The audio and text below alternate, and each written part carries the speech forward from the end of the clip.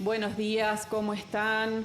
Aquí estamos nuevamente en Radio Vox con Se Presume Culpable, como todos los sábados a las 9 de la mañana. En los controles me acompaña el gran Ulises, como siempre. Desde aquí, Alejandra Ojeda Garnero. Hoy para hablar de un caso que se conoció la sentencia el lunes pasado y que es un caso de hace ya muchos años, que ha sido un caso muy sonado en su momento y a lo largo de la espera de la llegada a juicio oral y público. Esto ocurrió en el año 2014 y se trata del linchamiento de David Moreira, así conocido en los medios de esta manera, ¿no? El linchamiento de David Moreira, un chico de 18 años que fue brutalmente golpeado por una turba de personas descontroladas y perdió la vida debido a las graves lesiones que le provocaron la cantidad de patadas en la cabeza que le dieron estas personas descontroladas, vecinos de la ciudad. No digamos que ha sido alguien fuera de los límites normales de las conductas humanas. No, vecinos como cualquiera de nosotros, como cualquiera de ustedes que están escuchando, que en un momento descontrolado, llevados por la ira y la desidia y quién sabe qué otro sentimiento o impulso salvaje, le quitaron la vida a un joven de 18 años de una manera brutal. Hoy vamos a hablar, porque bueno, se conoció la sentencia absolutoria, por cierto, a los dos acusados que fueron juzgados en este juicio oral y público después de casi 10 años. La justicia también debiera hacerse un planteo, ¿no?, de los tiempos que tienen que esperar las familias de algunas víctimas para recibir una respuesta de una institución, de un poder del Estado, como es el Poder Judicial. A casi 10 años, 2 personas fueron absueltas por el beneficio de la duda, porque no se pudo determinar si fehacientemente esas 2 personas estuvieron allí y fueron las que propinaron las patadas mortales, que puede ser, estas 2 personas fueron señaladas, no pudieron ser identificadas con las pruebas aportadas en el juicio, pero no fueron los únicos. Fueron ellos, fueron algunos más que no pudieron ser identificados, y también hay que mencionar que había un grupo innumerable de personas que estuvieron allí filmando, mirando y viendo cómo le quitaban la vida a David Moreira y no hicieron absolutamente nada. Bienvenido, Norberto Olivares, abogado querellante, representante de la familia de David Moreira. Muchas gracias por estar hoy aquí en Se Presume Culpable. No, por favor, buenos días. Para mí un gustazo estar acá. Bueno, ¿qué decir, no? ¿Qué decir de esta cuestión? De este caso. Bueno, sí, yo todavía no leí, recibí ayer el fallo. Pero no lo pude leer todavía con detenimiento. Sí tengo presente las consideraciones de la jueza, que fue la que el día 11 expresó de manera genérica un adelanto sintético de lo considerando de la lectura general que tenía el tribunal respecto de lo que habíamos llevado con la Fiscalía a juicio, ¿no? Bueno, indudablemente que en algunas cosas coincidimos en el sentido de que hay ciertas cuestiones que hacen de este caso un caso particular. El tema es que me parece que no asumimos la misma responsabilidad que el Poder Judicial de la provincia de Santa Fe en lo que ha sido todo un derrotero, todo un camino que merece una crítica muy profunda respecto de este caso y de otros casos. Este no es el único caso. Yo quiero decir que no es el único caso con impunidad, pero que tiene que ver en el caso concreto nuestro, primero, por ejemplo, el papel de la Fiscalía inicial. Tuvo 3 fiscales este caso. Claro, pasaron casi 10 años. Esto ocurrió el 22 de marzo de 2014. O sea, estamos próximos a los 10 años. No solamente eso, sino 5 suspensiones. Claro. Este juicio fue suspendido 5 veces. Sí. Entre el 2019 y el 2023, 5 veces. Sí. El cambio de calificación de la conducta, que eso corrió por cuenta y orden de la Fiscalía inicial, el doctor Florentino Manalponte, que inició con una calificación de homicidio agravado, que lleva cometido con alevosía, porque en eso coincidíamos que el componente típico de la alevosía, lo que establece el artículo del Código Penal respecto del agravamiento de un homicidio, estaba presente en este caso y que por lo tanto brindaba la perspectiva de una perpetua. Lo mueve de esa calificación, lo lleva a la calificación de homicidio en agresiones cuando varias personas agreden activamente a un sujeto pasivo que no se defiende y le causan lesiones o muerte, ¿no? Pero no se puede determinar quién es el que le asesta en definitiva, claro, en este caso, el golpe que le provoca la muerte a David. Claro, hay que decir, ¿no? David fue golpeado brutalmente por varias personas, estuvo varios días, algunos días, pocos. 3 días. 3 días internado. El 25 de marzo y el fallece. 25 de marzo fallece producto de las lesiones, ¿no? Sí, producto de, lo dice en el fallo, un politraumatismo de cráneo grave. Sí, estuvo la médica forense que hizo la autopsia y nos explicó que ante esos golpes el cerebro es como que se hincha. Claro. Se hincha. Y empieza a explotar y a derramar, claro, a hacer derrames, y eso fue lo que en definitiva le causó la muerte a David. ¿No? Sí, esa fue la causa de la muerte. La calificación, vuelvo a repetir, pasó de una expectativa de cadena perpetua a una escala de 2 a 6 años, sí, o sea que sale barato linchar, sí, sale muy barato, sí, linchar a alguien. Yo quiero remarcar esto, Beto.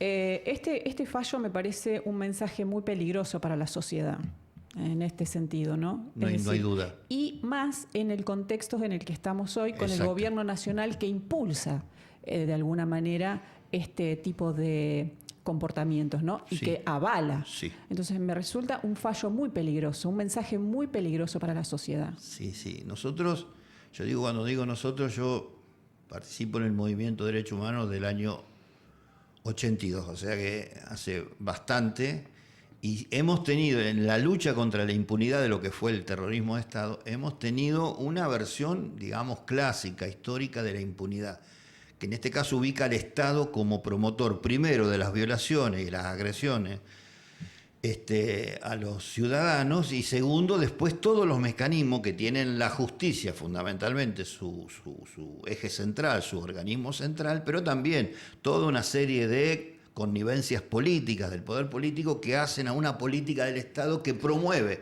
la impunidad. Pero en este caso, si vos después lees el fallo, ahí la doctora Marcogliese lo que hizo fue una crítica primero a la Fiscalía. Sí, es una crítica a la Fiscalía, y por supuesto la ligamos nosotros de rebote también. Sí, como que dice que la Fiscalía tendría que haber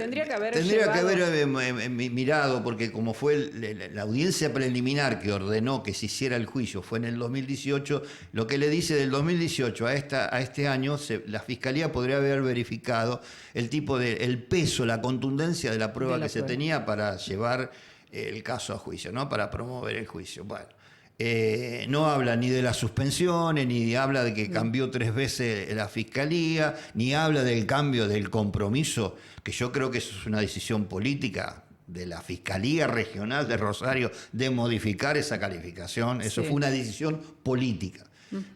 No habla de esas cuestiones, pero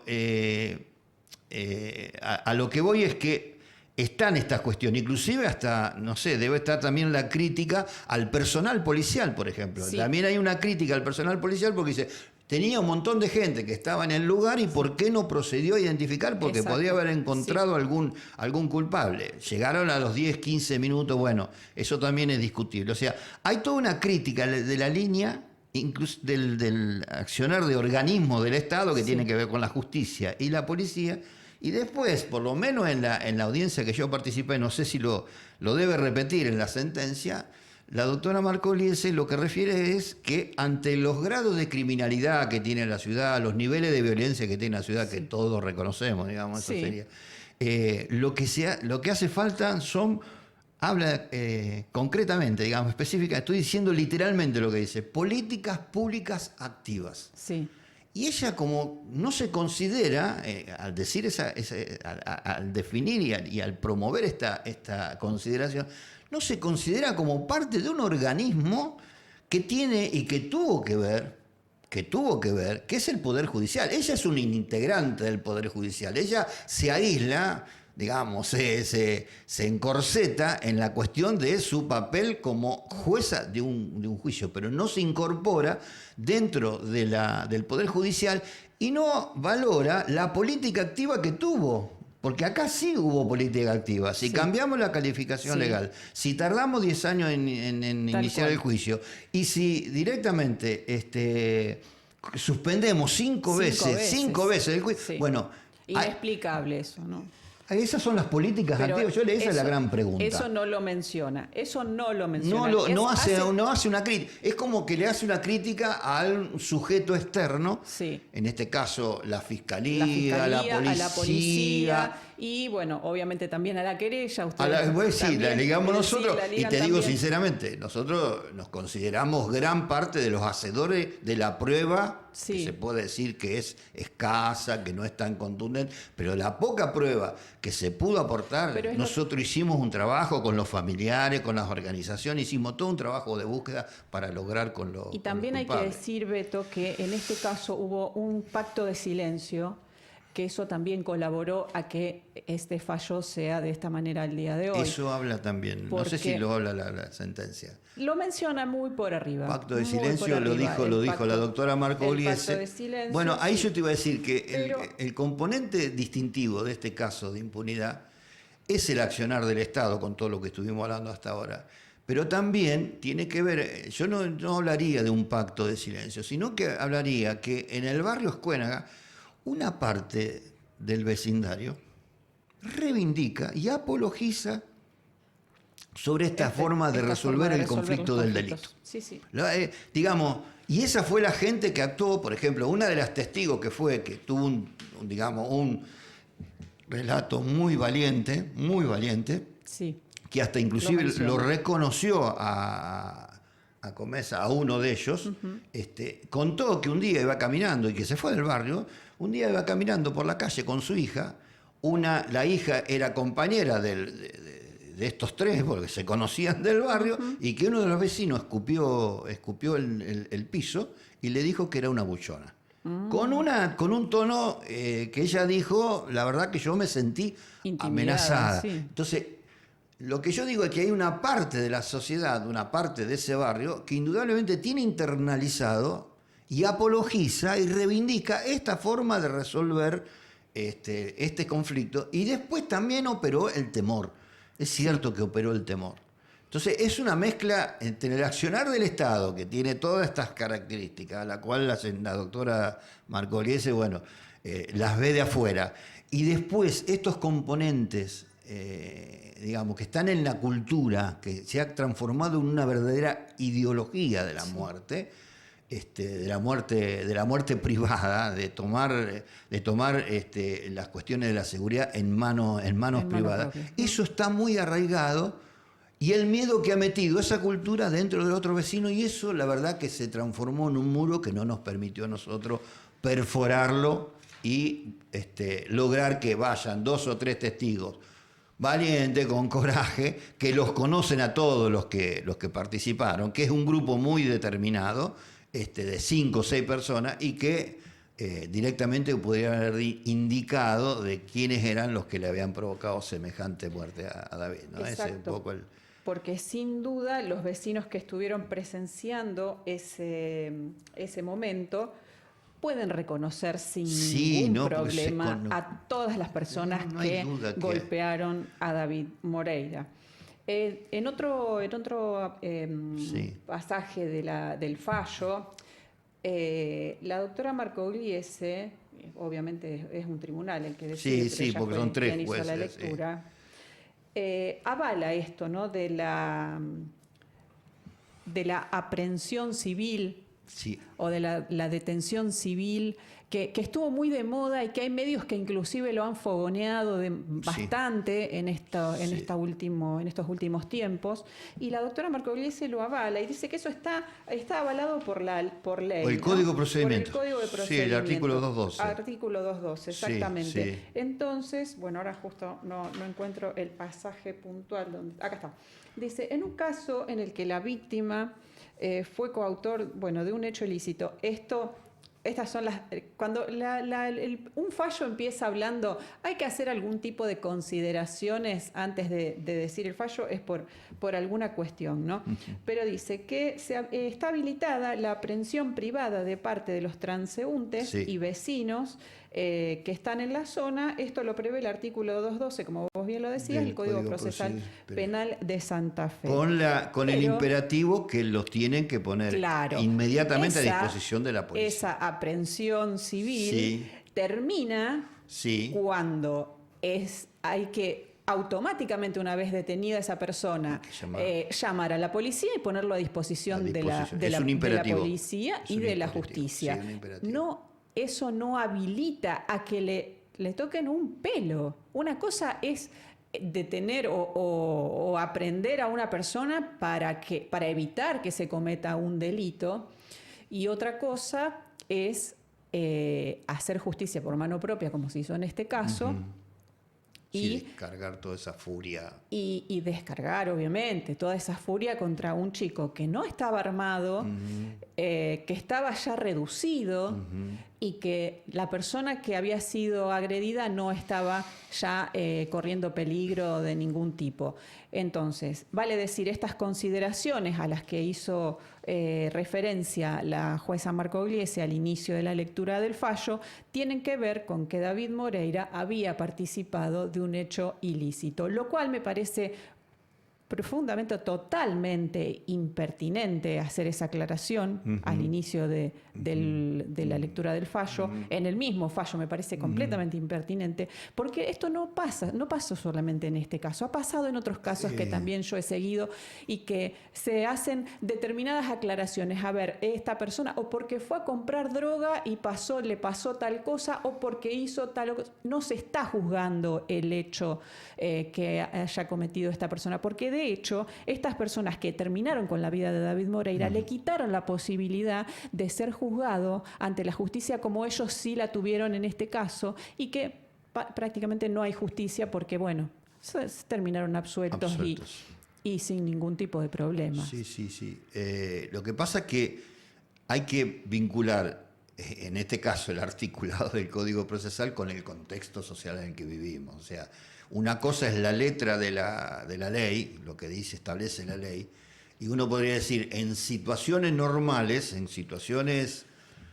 ¿qué es la normalidad? No, pero en situaciones, en otras situaciones, no la presente, puede ser de que un hecho delictivo de menor cuantía, porque es el arrebato de una cartera. Exacto. Porque en definitiva David el único pacto que rompió, pacto normativo, pacto legal, pacto social, el único pacto que rompió fue eso. Sí. Pretender arrebatarle la cartera a una persona, ¿no? Y que eso lo sometió al suplicio ese. A una pena de muerte. Al suplicio ese público, pena de muerte hasta filmada, digamos. Claro. Porque estuvo ese video de 8 o 9 segundos que circuló en la parte final, pero digamos hasta casi filmada, ¿no? Ese es el contexto.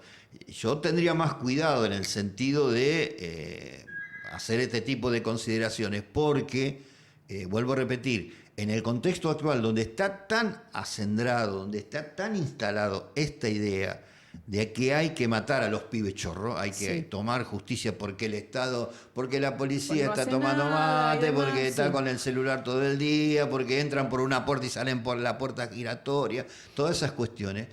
Cuando está esa cultura tan dominante, esa ideología de muerte tan dominante, indudablemente hay que tener cuidado en el sentido de que se pueda invocar un artículo como este, que hoy es peligroso. Claro. Es peligroso, porque nadie está planteando que uno reivindica digamos, el del delito. delito, ¿no? De ninguna Uno no manera. reivindica el delito, lo que reivindica es que si alguien cometió un delito, en todo caso que ese 212 Claro. se cumpla de una manera que permita que la vida sea preservada y en todo caso esa persona que lo cometió se someta a un proceso. Exacto. No quiero dejar de mencionar, Beto, que bueno, esto también, ¿no? Lo menciona en alguna parte del fallo, que tampoco se puede detener o tratar de impedir un delito cometiendo otro delito. Entonces, esto es lo que ha ocurrido en este caso, ¿no? David Moreira junto a otro muchacho arrebataron la cartera de una chica. Cometieron un delito, un arrebato. Eso no está controvertido. No está nunca en discusión, estuvo en discusión. Nunca estuvo en discusión. Nunca lo pusimos en discusión. De ninguna manera. Y una turba de personas lo detiene, lo somete a una golpiza de 15 minutos con patadas en la cabeza directamente, lo arrastra por toda la calle, lo lleva hasta un lugar, lo estampa contra un auto, le dan la cabeza contra el piso. Una cosa totalmente descomunal, brutal, que inexplicable desde lo humano. Pensar en qué fue lo que motiva a estas personas a tener esa acción tan desproporcionada, ¿no? Y no quiero dejar de mencionar que estas personas son peores que David Moreira, porque se han convertido en asesinos al querer evitar un robo menor. Sí. Y que, en definitiva, nadie, como vos bien decías, obviamente nadie avala el delito de ninguna manera. Todo tiene que ser juzgado y recibir la pena que corresponda como establece la ley. Pero esa oportunidad no se la dieron a David. Como si la tuvo su cómplice del robo, ¿no? Isaías Duca, el chiquito. Exacto. Yo digo chiquito porque para mí son claro, pibes. Son eran chicos, pibes, 18, 19 años. Sí. Entonces él sí fue juzgado, fue condenado por ese delito y después logró reinsertarse en la sociedad. Sí. ¿Sí? Estuvo detenido. de testigo, estaba ofrecido de testigo. Y por ejemplo, ahora está trabajando en una empresa constructora. Bien. Un pibe que tenía antecedentes. Isaías sí tenía antecedentes. Y el padre, cuando va a declarar, dice: Isaías es un pibe bueno. Es un pibe bueno, trabajador, pero comete delitos. Y yo no lo puedo evitar, dice el padre. El padre, cuando fue, dijo eso. Isaías, en menos de 60 días, creo que 58, 57, 58 días, recibió la condena. Sí, fue rápido. Con David hubiera pasado exactamente lo mismo, porque era en grado de tentativa, un robo en grado de tentativa, sin tener antecedentes. Y menor y sin armas. Eso un robo menor. Ni hubiera perdido la libertad por esa cuestión. Hubiera tenido. Claro, hay mucha gente que con estas cosas dice: bueno, fíjense, ese pibe chorro, con lo que hizo, ahora está libre y se pasea por el barrio. No, lo que establece la ley, digamos, es lo que está pautado dentro del régimen normativo al cual los jueces están obligados a aplicar. ¿No? Pero bueno, yo también lo que quiero decir es que estos dos imputados que quedaron absueltos, después del hecho con David, en sus redes sociales, yo lo aporté a eso, inclusive se exhibió en la audiencia, cada caso que había, supongamos, un excombatiente de Malvinas mató a un delincuente que entró a la casa. Entonces había una serie de comentarios que lo llevó durante 2 o 3 años. De cada caso, uno de los personajes colgaba en su Facebook, posteaba en su Facebook la nota y abajo, y toda la familia de los dos, la familia y los 3 imputados, digamos, emoticones de aplauso, una rata menos, hay que terminar con esta raza. O sea, por eso yo hablo de que más allá de la postura de la acusación respecto de si pudo o no pudo probar, acá hay algo indudable, que yo lo dije en el alegato final, que hay una connivencia entre los imputados, hay una convergencia de amistad, hay una convergencia de pertenecer como hincha de Rosario Central. Pero también hay una convergencia de tipo cultural e ideológico, porque comparten esa idea, reivindican y apologizan sobre que el conflicto del delito se tiene que resolver de esa manera. Y eso también, y coincido con vos, que es un mensaje peligroso que en definitiva lo que permite es que eso se siga reproduciendo y eso esté vivo, no haya un castigo respecto de esa postura. A mí me parece un mensaje muy peligroso. No, terrible. Terrible y más para esta época, ¿no? En la que desde el gobierno nacional se impulsa también todo este tipo de conductas. También quiero decir, Beto, que hubo uno de los acusados, Yamil Pérez, si mal no recuerdo, que él reconoció. Nahuel Yamil Pérez. Sí, Nahuel, se reconoció su participación hay un condenado, en el hecho, tuvo un juicio abreviado con condena y aceptó la condena y bueno, pero no colaboró demasiado, ¿no? En apuntar al resto de... No se acordaba de nada, lógicamente amparado en el paso del tiempo, pero está probado de que son conocidos de chicos, o sea, se conocen de chicos en el barrio. Sí, sin duda acá lo que hizo que este fallo terminara de esta manera es el pacto de silencio y el miedo. Factores fundamentales, porque las personas, yo quiero pensar que todas estas personas, las que participaron de la golpiza y las que observaron sin hacer nada, van a estar el resto de su vida con esa imagen que no se la van a poder quitar de la cabeza. Yo quisiera saber si van a poder seguir, si pudieron seguir con una vida, digamos, normal, depende de qué postura. Un pequeño cargo de conciencia de decir soy parte de un asesinato y no hice nada. Hay que ver qué parte, ¿no? Porque yo siempre tuve una postura en esto de que la sociedad está partida por este tema. Sí, que hay una parte que dice no lo aceptamos, esto no y hay una parte que no solamente dice sí, sino que dice sigamos con esto, haciéndolo y está avalado. Con esto.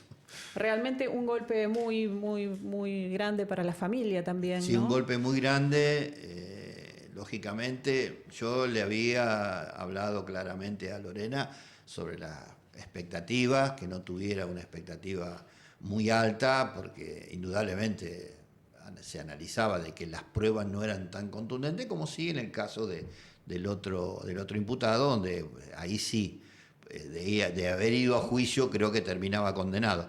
Pero de todas maneras es un ciclo que termina, es una ficha que cae, y esa ficha, bueno, realmente le ha afectado a la madre fundamentalmente. No ha hablado con los demás integrantes de la familia porque se movieron todos. Ahí la suegra de Lorena, o sea, la madre del padre de David, todos sus hermanos, su tía Anabel, la madre de Lorena, que acaba de fallecer.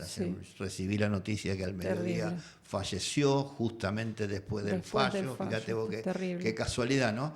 Y un impacto que hizo que inclusive se tuvieran que ir de esta ciudad. Se fueron a mí Lorena me dijo... Realmente terrible. Sí, se sinceró y me dijo, mira, Beto, yo no puedo seguir estando en esta ciudad que considera que mi hijo es un pibe chorro y toda esa caterva de acusaciones y de injurias. Entonces se tuvieron que ir ellos están desde el año 2017, creo, 2016, 2017, están en Uruguay,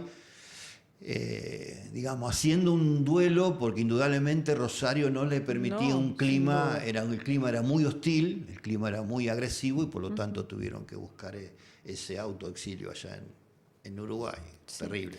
Terrible, realmente terrible. Bueno, Beto, se nos ha terminado el tiempo, lamentablemente. Bien. Para cerrar, algo que... Bueno, que el caso, hay que decir que no es el único caso de impunidad. En la ciudad hay muchos casos, pero no es el caso hablar de todo, pero digamos que no es el único caso. La cuestión del Estado y su instrumento para resolver el problema del delito, y voy desde la justicia a la policía, inclusive criticado por el accionar ese criticado, criticado pero no autocriticado, porque son parte de la institucionalidad del Estado. Y después esto que vuelvo a repetir, acá hay un componente de la impunidad que tiene que ver ya no con la participación estatal, y todos sus mecanismos y sus organismos, sino que tiene que ver con una cultura muy arraigada en sectores populares respecto de que el conflicto hay que resolverlo de esta manera. Un conflicto que es real, que no lo podemos negar, hay que resolverlo de esta manera. Hay que agarrar a los pibes chorros y lincharlos. Ese es un poco ese es el componente. Me parece que si hay una particularidad de este caso es que la impunidad está lograda precisamente por el compromiso de la sociedad, que no fue a decir la verdad de lo que había sucedido y señalar, sino que cayó y en todo caso en algún caso reivindicó cómo se había resuelto esto, ¿no? Bueno, para terminar y completar lo que vos decías, yo quiero decir enérgicamente que la justicia por mano propia no es el camino. No es el camino, sin ninguna duda. Así que bueno, Beto, muchísimas gracias por este rato con Se Presume Culpable, por haber venido. Gracias por la invitación. Este caso lo hemos seguido desde el inicio, así que bueno, quería charlarlo con vos. No es la primera vez que hablamos. Sí. Así que bueno, muchas gracias. Hasta gracias otro momento. Gracias a vos. Bueno, vamos a una pequeña pausa, la tanda, y volvemos con otro tema.